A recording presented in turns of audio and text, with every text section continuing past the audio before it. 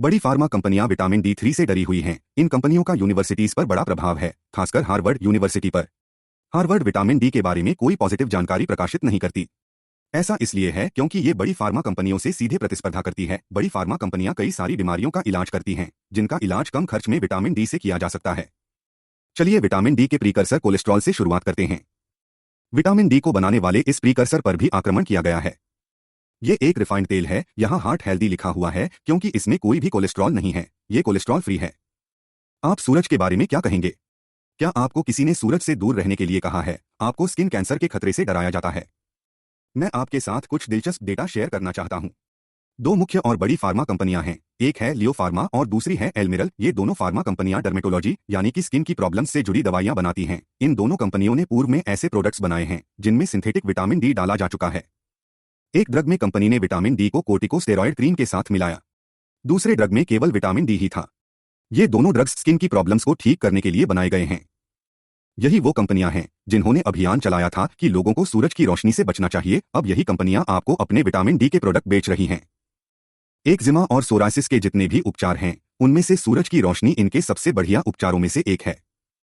सूरज की रोशनी की मदद से आपकी स्किन में मौजूद कोलेस्ट्रॉल विटामिन डी में कन्वर्ट होना शुरू हो जाता है। सबसे खतरनाक स्किन कैंसर की उत्पत्ति असल में विटामिन डी की कमी के कारण ही होती है। ये शरीर की उन जगहों में पैदा हो सकता है जो सूरज के संपर्क में बहुत कम या बिल्कुल भी आते नहीं हैं। विटामिन डी का स्वस्थ लेवल बनाए रखना बहुत जरूरी है। उसके लिए आपको रोजाना कम से कम 10,000 IU विटामिन डी की जरूरत पड़ सकती है। आपके इम्यून सिस्टम के हर एक हिस्से में विटामिन डी के रिसेप्टर मौजूद होते हैं। 19वीं सदी में दुनिया भर में सूरज की रोशनी में बैठने और उपचार लेने की जगहें हुआ करती थीं। लोग टीबी और अन्य बीमारियों की रोकथाम के लिए सूरज की रोशनी में बैठा करते थे। उसके बाद बड़े पैमाने पर एंटीबायोटिक दवाओं का विकास होना शुरू हो गया था। फिर ये जगहें गायब होना शुरू हो गईं। उस समय से ही बड़ी फार्मा कंपनियों का भ्रष्टाचार और उनका प्रभाव सारी दुनिया में फैल चुका है। मैं आपको डॉक्टर विलियम ग्रांट की एक वीडियो क्लिप सुनाना चाहता हूं। डॉक्टर साहब ने विटामिन डी पर बेहद गहन रिसर्च की है। ये बेहद जरूरी है कि आप विटामिन डी पर प्रकाशित पेपर्स को देखें। उससे आपको पता चल जाएगा कि विटामिन डी कितना ज्यादा महत्वपूर्ण है। PubMed.gov की माने तो विटामिन डी पर फरवरी 2024 तक 84,532 पेपर प्रकाशित किए जा चुके हैं। उनमें से 2024 में ही 4,668 पेपर प्रकाशित हुए हैं।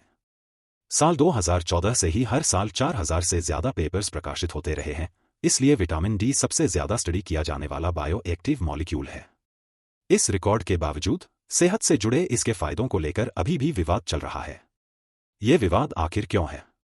बड़ी फार्मा कंपनियां और मेडिकल सिस्टम विटामिन डी को लेकर खुश नहीं है क्योंकि इससे उनकी आमदनी और प्रॉफिट कम हो जाएगा। मैंने दुष्प्रचार से जुड़ी एक प्रेजेंटेशन को सुना है। वैज्ञानिकों की एक टीम द्वारा इस प्रेजेंटेशन का आयोजन किया गया था। मैंने इस प्रेजेंटेशन के 5 मुख्य पॉइंट्स के बारे में सुना। इन पॉइंट्स में फर्जी जानकारी से जुड़ा पहला पॉइंट है, जहां विज्ञान के नाम पर फर्जी जानकारी दी गई है और उस जानकारी और रिसर्च को वैध करार दिया गया है। विटामिन डी से जुड़ा इसका मुख्य पॉइंट ये है कि विटामिन डी पर किए जाने वाले सभी रैंडमाइज कंट्रोल ट्रायल सरकार द्वारा प्रायोजित हैं।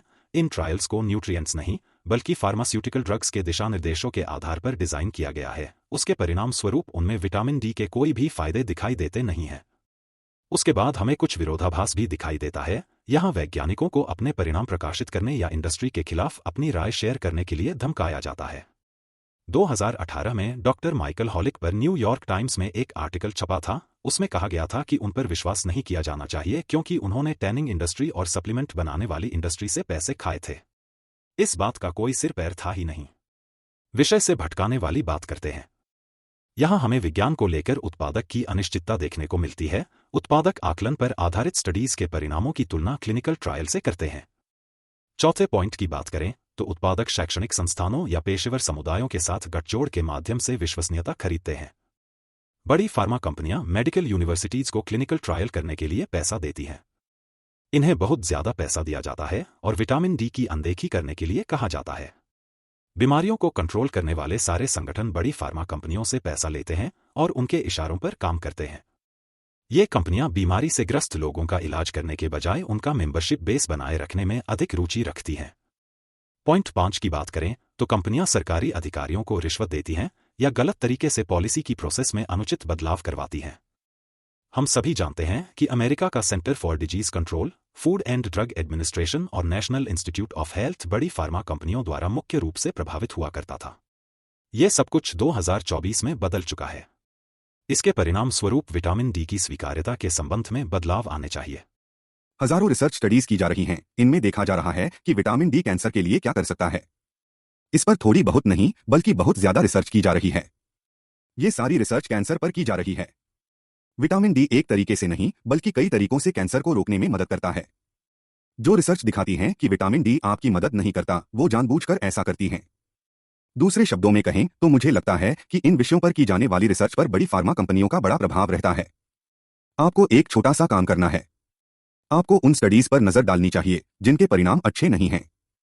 जितनी भी स्टडीज आप देखेंगे उनमें से सभी में विटामिन डी की बहुत कम मात्रा का इस्तेमाल किया जाता है। अगर आप बहुत कम मात्रा में विटामिन डी का इस्तेमाल करते हैं तो आपको उसके कोई भी प्रभाव देखने को मिलते नहीं हैं। ब्राजील के डॉक्टर कोइम्ब्रा ने ऑटो इम्यून बीमारियों के लिए कोइम्ब्रा प्रोटोकॉल को विकसित किया है। इस प्रोटोकॉल में विटामिन D3 के हाई डोज का इस्तेमाल किया जाता है। इस प्रोटोकॉल की प्रभावशीलता लगभग 90% है। हाल ही में मैंने उनका इंटरव्यू लिया था जिसका लिंक मैं नीचे डाल दूंगा। उसमें उन्होंने मुझे विटामिन डी रेजिस्टेंस के बारे में बताया। ये प्रॉब्लम विटामिन डी से जुड़ी जेनेटिक समस्या के कारण पैदा हो सकती है। अगर आपके जीन्स में किसी तरह की प्रॉब्लम है तो आप में विटामिन डी की कमी की संभावना बढ़ सकती है।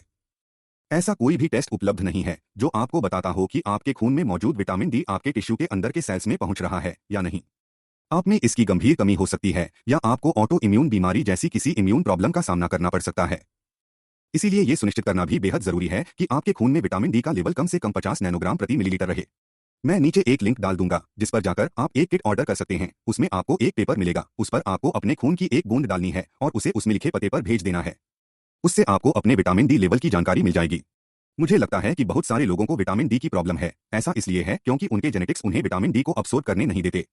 जहां तक विटामिन डी और इन्फ्लेमेशन की बात है तो ये बड़े पैमाने पर आपकी इन्फ्लेमेशन को कम कर सकता है। ये सबसे शक्तिशाली एंटी इन्फ्लेमेटरी है जो आपको कैंसर से बचाने में मदद कर सकता है। ये वायरस और ऐसी ही दूसरी चीजों से भी आपकी सुरक्षा करता है। कॉड लिवर ऑयल में भी अच्छी खासी मात्रा में विटामिन डी मौजूद होता है। एक चम्मच कॉड लिवर ऑयल से आपको 10,000 IU विटामिन डी मिल जाएगा। धूप में 20 मिनट बैठकर भी आपको इतना ही विटामिन डी मिलेगा। अगर आपने विटामिन डी का टेस्ट नहीं करवाया है तो इसका टेस्ट करवाना आपके लिए अच्छा रहेगा। अगर आप घर बैठे इसका टेस्ट करवाना चाहते हैं तो मैं उसका लिंक नीचे डाल दूंगा। वैसे मैं चाहूंगा कि आपके खून में विटामिन डी का लेवल 50 नैनोग्राम प्रति मिलीलीटर से ऊपर ही रहे। चैनल सब्सक्राइब जरूर करें।